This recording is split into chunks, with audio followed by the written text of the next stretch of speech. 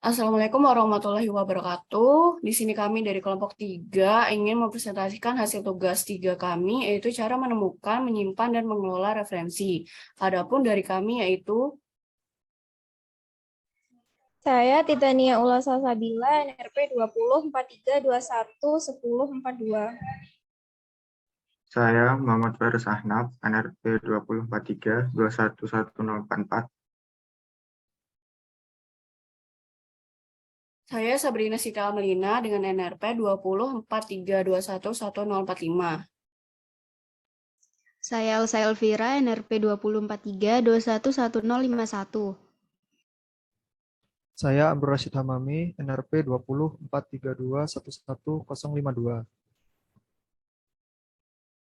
Next. Yang pertama ada mengapa menulis ilmiah memerlukan referensi yang kredibel.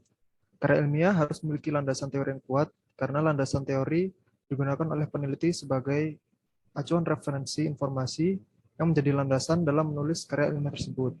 Sehingga referensi yang digunakan oleh sang peneliti harus mampu dipertanggungjawabkan secara ilmiah. Next.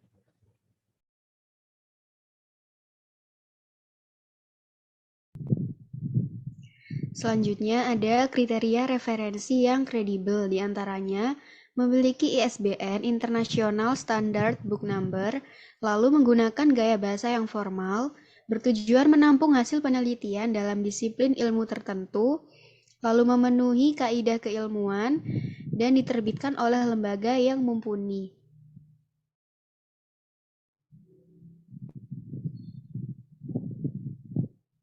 Lalu di sini ada cara menelusuri referensi dengan Mendeley. Pertama, dengan mencari di literatur search seperti gambar di samping ini, lalu ketikkan judul jurnal atau artikel yang diinginkan pada kotak seperti gambar berikut.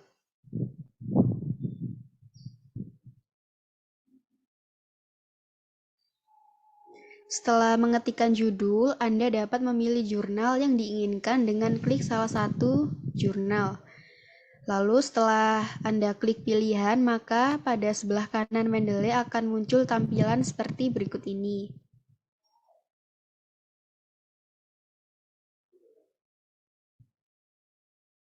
Jika ingin menampilkan atau download jurnal, klik View Reference, lalu klik View PDF untuk menampilkan referensi, kemudian klik Download pada artikel jurnal tersebut.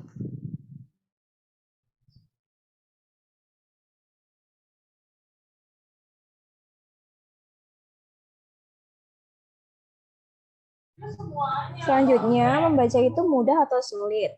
Membaca itu termasuk kegiatan yang sangat mudah dilakukan. Namun, terkadang memahami bacaan itulah yang sulit. Membaca dapat diartikan sebagai sebuah aktivitas dalam melafalkan, mengeja, menyembunyikan simbol-simbol, abjad, hingga menjadi kata sampai kalimat yang memiliki makna. Maka dari itu, membaca bagi sebagian orang merupakan hal yang mudah atau menyenangkan dilakukan. Namun, bagi sebagian orang dapat menjadi sebuah tantangan tergantung dari persepsi masing-masing.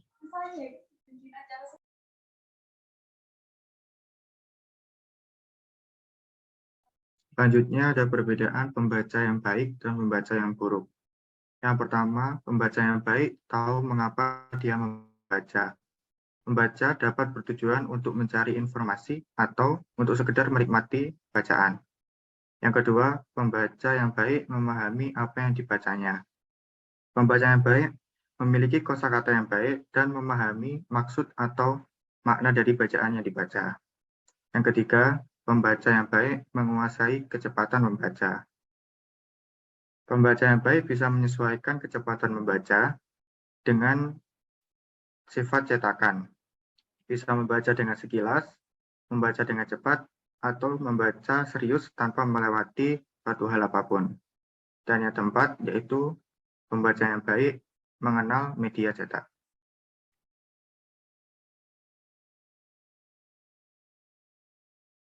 Berikutnya yaitu menginternalisasi membaca sebagai bahan atau kebutuhan pokok. Yang pertama, pengertian. Secara umum, internalisasi merupakan suatu proses pemasukan nilai pada diri seseorang atau individu yang akan membentuk pola pikirnya dalam melihat makna realitas pengalaman.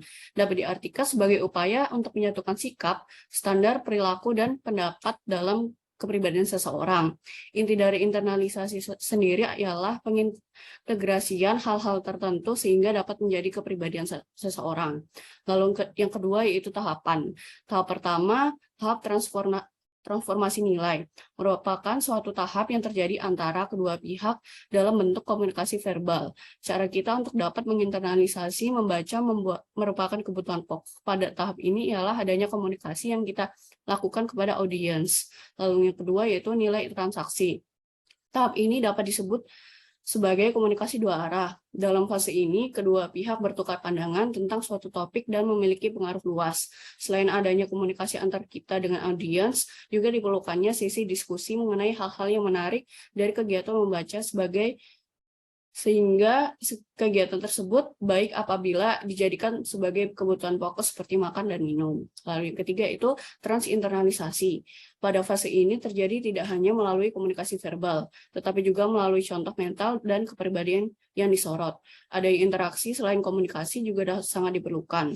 Hal tersebut dapat menambah ketertarikan seseorang dengan apa yang telah kita bicarakan bersama.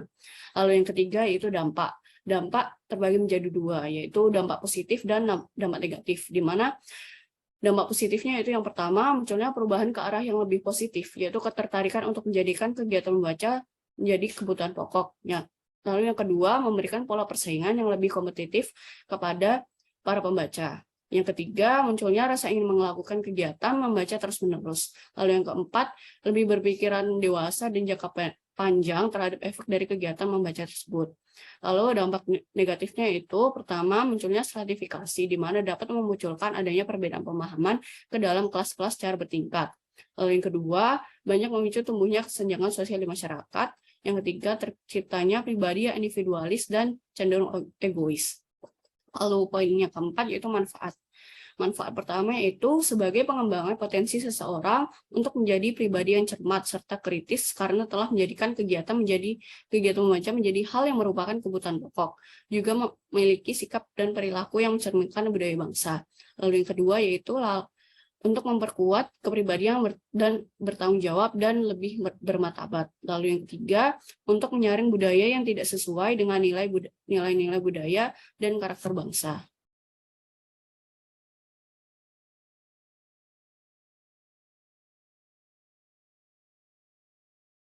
Kemudian ada pengolahan referensi dengan aplikasi Mendeley. Yang pertama yaitu membuka aplikasi Mendeley, kemudian melakukan login. Setelah melakukan login, untuk menyimpan referensi dari jurnal ataupun semacamnya yang didapatkan dari pangkalan database jurnal itu, contoh salah satu pangkalan database ialah sebagai berikut. Mendeley merupakan produk dari Elsevier. Jika membuka di beberapa pangkalan database, akan keluar tombol Save to Mendeley di menu ekspornya, seperti gambar di samping. Kemudian pada beberapa jurnal, terdapat langkah-langkah tersendiri untuk menyimpan referensi ke Mendeley, yaitu membuka pangkalan database terlebih dahulu, kemudian klik tombol plugin Mendeley di pojok kanan atas. Yang ketiga, login dengan akun Mendeley Anda. Jika jurnal atau artikel sudah benar, tekan tombol save. Perlu diingat bahwa Mendeley hanya menyimpan metadata berupa referensi.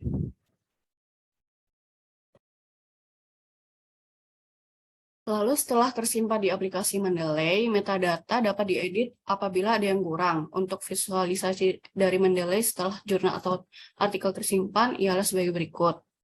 Lalu berikutnya, buka Mendeley website Anda, cek di library atau perpustakaan Mendeley, file jurnal atau artikel yang ingin disimpan sebagai referensi telah masuk. Seperti gambar berikut.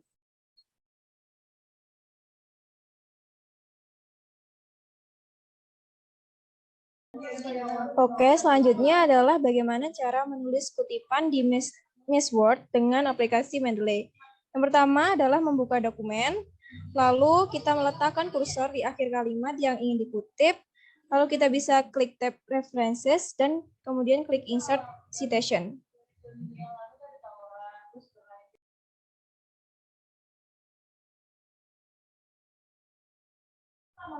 Kemudian kita bisa klik Go to Mendeley, lalu pilih jurnal atau artikel yang ingin dikutip, kemudian kita bisa klik Cite.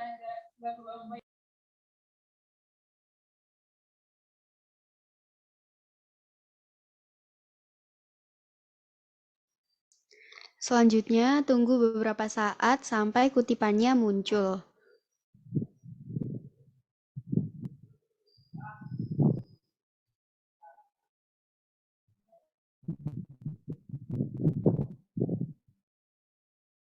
Berikutnya, menulis daftar pustaka di Microsoft Word dengan aplikasi Mendeley. Pertama, buat satu halaman khusus untuk daftar pustaka dengan klik Insert, lalu Blank Page. Lalu letakkan kursor di bagian yang ingin ditampilkan daftar pustakanya.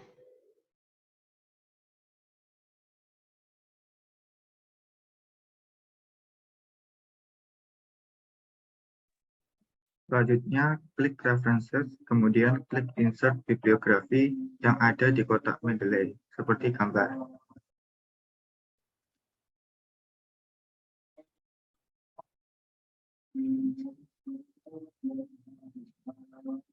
Lalu, tunggu sampai daftar pustakanya muncul secara otomatis.